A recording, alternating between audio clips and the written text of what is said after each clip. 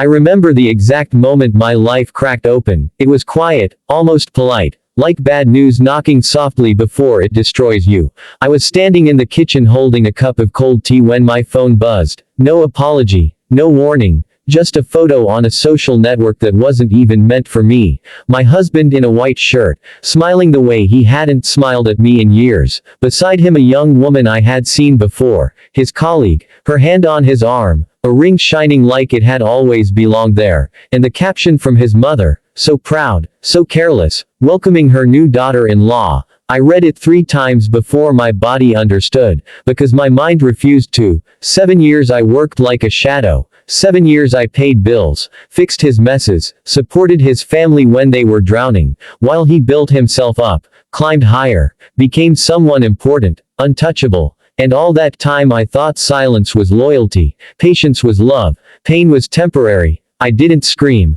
I didn't throw the cup. I just sat down on the floor and felt something heavy settle in my chest. Not anger yet, just sadness, deep and cold, like winter under the skin. I called him, once, twice, 10 times. He didn't answer. Later he sent a short message. Don't make a scene. We'll talk later. As if my life was a meeting he could postpone. That night I didn't sleep. I stared at the ceiling and replayed every moment I ignored, every time I chose understanding over truth. By morning the sadness had turned into helplessness, because I realized how carefully he had arranged everything. The accounts in his name, the influence, the friends in high places, even the house, our house, built with my money, my overtime, my sacrifices, registered cleverly so I never questioned it. I went to his office, stood in the lobby like a stranger, and watched him walk past me without stopping, confident, protected, already married, already free. And when I whispered his name, he leaned close and said,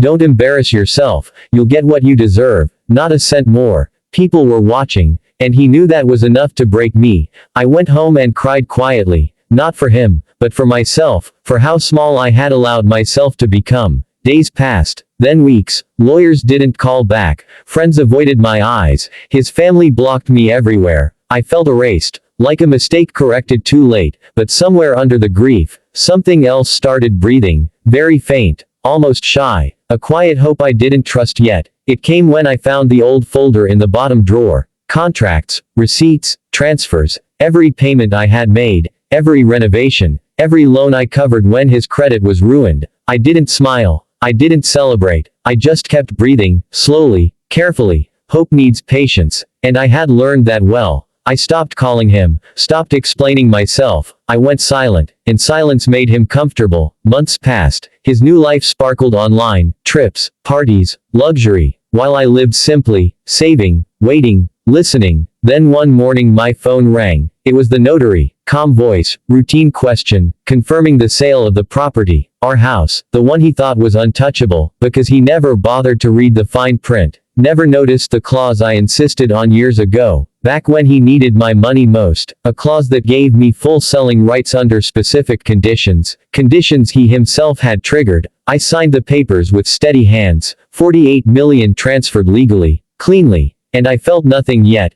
Justice doesn't arrive with fireworks, it arrives quietly, like truth. That evening he came, shouting, red-faced, pounding the gates of the house he no longer owned, screaming my name like it was a curse, neighbors watching, phones recording, his power melting in public. I stood behind the gate, calm, almost gentle, and said nothing, because I didn't need to anymore. The police arrived, not for me, but for him, for threats, for harassment, for everything he thought he was too important to face. As they took him away, he looked at me, really looked, for the first time in years, and I finally felt it, not revenge, not joy, just relief, because I didn't win by becoming loud or cruel. I won by surviving quietly, and that is something no one can ever take from me.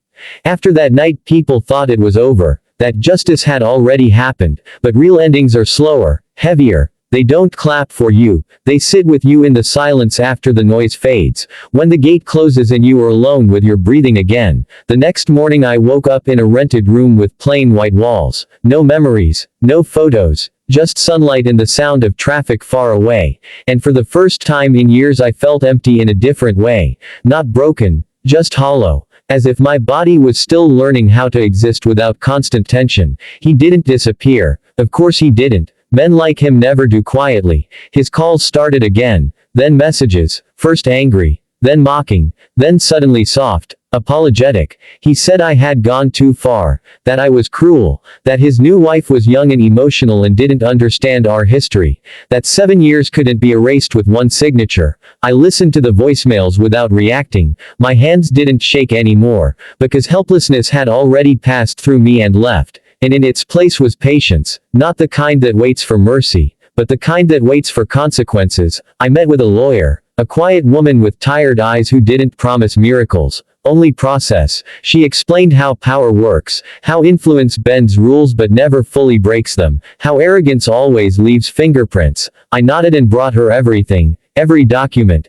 every transfer, every message where he thought he was untouchable. Weeks turned into months. Court dates were delayed, files went missing, witnesses suddenly forgot things, and each time that happened the old sadness tried to return, whispering that I was still too small to fight someone like him, but I reminded myself that survival isn't loud, it's persistent. Meanwhile his perfect new life began to crack in public, small cracks at first, canceled deals, partners stepping back, his name appearing in quiet conversations, because people don't like instability, and scandals smell like risk. His wife stopped posting smiling photos, then stopped posting at all, and one evening she messaged me, not angry, just confused, asking who I really was. I didn't insult her. I didn't explain everything. I just told her the truth in simple words, that I loved him once, that I worked, that I trusted, that I paid, and that love without respect turns into debt. She didn't reply, but 2 weeks later I heard she moved back to her parents, taking her ring with her. He showed up again after that, thinner now, less confident, trying to talk through the gate like before, but this time there was no screaming, only fear hiding behind forced calm. He said we should settle, quietly, like adults, that he could make things difficult for me if I pushed too hard, and for a moment the old reflex stirred, the instinct to step back, to make peace at my own expense, but I looked at him and realized something simple and final. He was no longer powerful to me.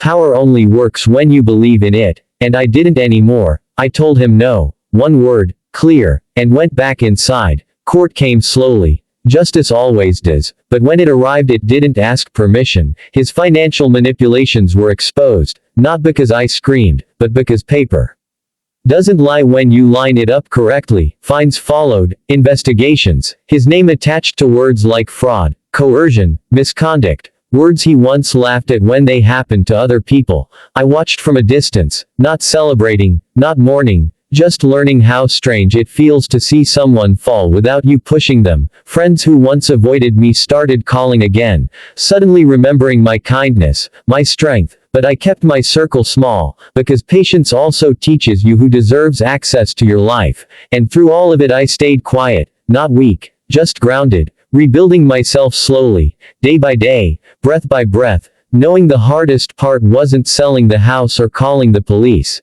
it was learning to live without waiting for permission to exist.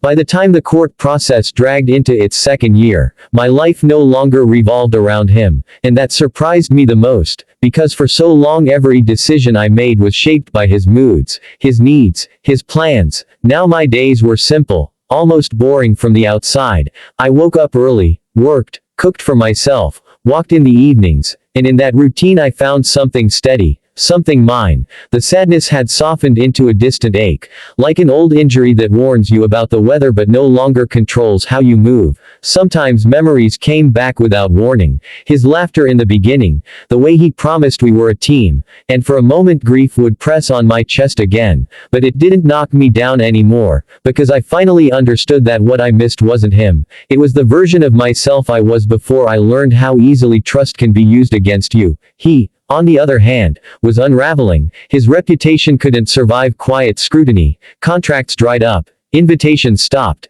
and the friends who once called him brother suddenly became too busy. He tried to rebuild his image by playing the victim, telling people I destroyed him out of spite, but stories like that only work when the woman stays silent, and I didn't need to shout. The documents spoke for me. The timeline spoke. The money trail spoke, and slowly people stopped asking me questions and started asking him. One afternoon I received a letter from the court confirming the final decision, compensation approved, additional penalties applied, and I sat at my small kitchen table reading it again and again, not because of the amount, but because of the wording: unlawful actions proven, rights violated, responsibility assigned, words matter when you've been told for years that you don't. I didn't cry. I made tea and watched the steam rise, feeling a quiet gratitude for the version of me that didn't give up when giving up would have been easier. He called me that night, from an unknown number, his voice rough, stripped of charm, asking how I could live with myself, asking if I was happy now,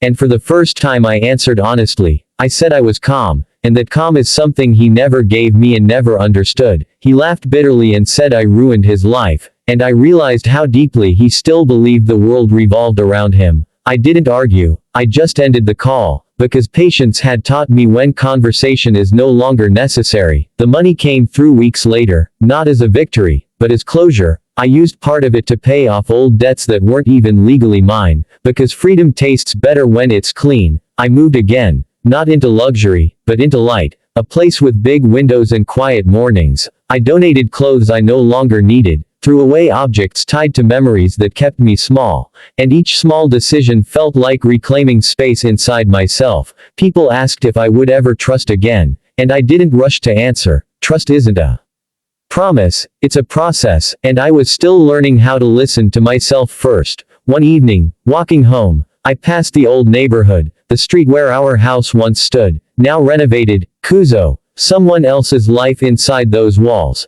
and instead of pain I felt distance, like looking at a photograph of someone you once knew well. I didn't stop, I didn't look back, because justice had already happened in the only way that lasts. It changed me, not into something harder, but into something truer. And as I walked forward I understood that the quiet hope I once felt had grown into certainty, that my story wasn't about what he took or what I sold. It was about learning that dignity doesn't need witnesses, and freedom doesn't need permission. The final thing people don't tell you about justice is that it doesn't arrive with a final scene. It settles in slowly, like dust after a storm, and one day you realize you're breathing differently, lighter, without thinking about it. A year after everything ended I ran into him by accident, not at a gate, not in anger, but in a quiet cafe near my office. He looked older than his age, his shoulders slightly bent, the confidence that once filled every room reduced to careful movements and lowered eyes. He recognized me immediately and froze, waiting for something, maybe blame, maybe triumph, but I felt neither. Only a strange neutrality, like seeing a stranger who happens to know your name. He tried to speak, apologized again, this time without excuses, said losing everything had taught him what he had been blind to.